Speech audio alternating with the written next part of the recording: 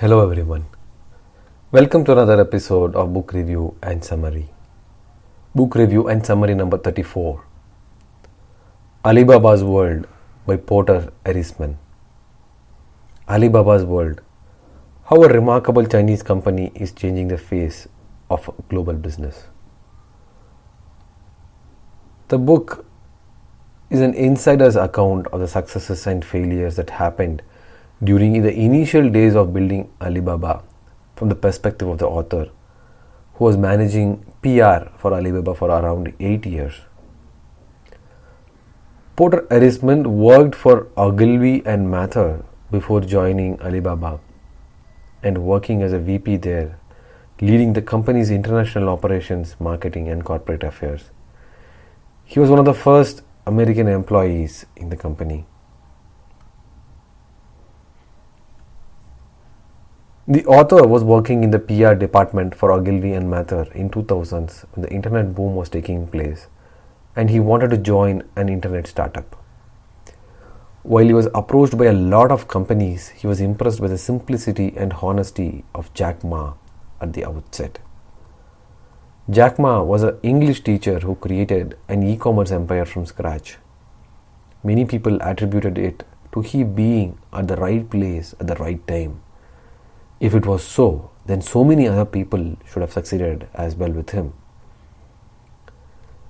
The author joins Alibaba, which at that time was operating from a small apartment with all issues that you would see in a densely populated neighborhood. But Jack had this ultimate spirit to win, and he kept motivating his team to create a firm for the future. While they had the initial bunch of customers flowing in, they wanted to canvas across the globe, so set their presence globally. They wanted to compete against eBay, which was a global leader of marketplaces at that time. For a short period, Alibaba set up the technology front in Silicon Valley, given most companies had set up shop there. But he quickly realized it was not working for them with the mismatch in different time zones. They scrapped the plan, quickly letting go of the people in the US and set up shop back in China. Alibaba hired Savio Kwan as the COO from GE. He tried to bring in a lot of efficiency using his methods from GE. Initially, it looked like he's curbing the growth and agility of the company, but it was all for the good. It is important the right people are hired at the right stage of the startups. At a critical juncture, SARS attack happens and close to 500 employees of Alibaba are infected and quarantined. But somehow Alibaba manages to run the operations during these tough times. When things return to normalcy, the war with eBay starts. While initially eBay didn't bother much, the pace at which the market share was captured by Alibaba because of the no-fee option in the marketplace started to worry eBay. While there was a clear distinction in the business model of eBay being auction and Alibaba being purely marketplace, the other bigger differentiator was the local understanding of Alibaba. They made a chat option available for buyers and sellers to establish confidence. While eBay as a policy does not reveal buyer and seller credentials to avoid them bypassing the commission they would have paid for eBay. These were fundamental differences in the thought process of two companies. Google seemed interested temporarily in Alibaba, for Alibaba was the largest ad spender from China in Google. But their interest was more around understanding the business model and not collaboration per se. Google wanted to take away the business from Alibaba. eBay showed interest to buy Alibaba for some time, but it didn't work out. This is when Yahoo China was struggling and they made an investment in Alibaba for $1 billion and get acquired by Alibaba. It helped both the companies.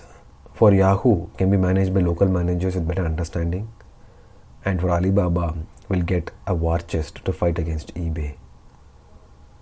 The competition with Alibaba continues, but Alibaba manages to not just fend off but win it comprehensively in China, and this is when they go public in NYSE and became the largest listing in history and making a lot of millionaires from the Alibaba family. Alibaba's empire continues to widen in Taobao, Tmall, Alipay, etc., providing a variety of offerings to B2B and B2C customers. Jack Ma and Alibaba had to face their own share of problems in managing the government policies and regulations as well, competing with large conglomerates in Tencent Holdings, Jingdong Marketplace, etc. They need to manage their continued pursuit to make Alibaba the better interface to deliver business. What are the key takeaways from this? Number 1. Jack Ma said that the biggest success of Alibaba is that it has proved again that a layman, if he can dream big, can win big, and achieving big dreams is not just for millionaires and radicals. Number 2. Jack Ma says he built Alibaba for a lifespan of 102 years. Putting this perspective for any startup helps employees prioritize and build solutions accordingly and not just for the IPO. The IPO is a milestone in a long journey. Number 3. Have the team work for the goals and not for the boss. As a boss, set clear goals and let them run for it rather than rallying behind them every day. With this, we come to the conclusion of yet another book review and summary. I'll catch up with you with another interesting book and its review the next time around. Thank you.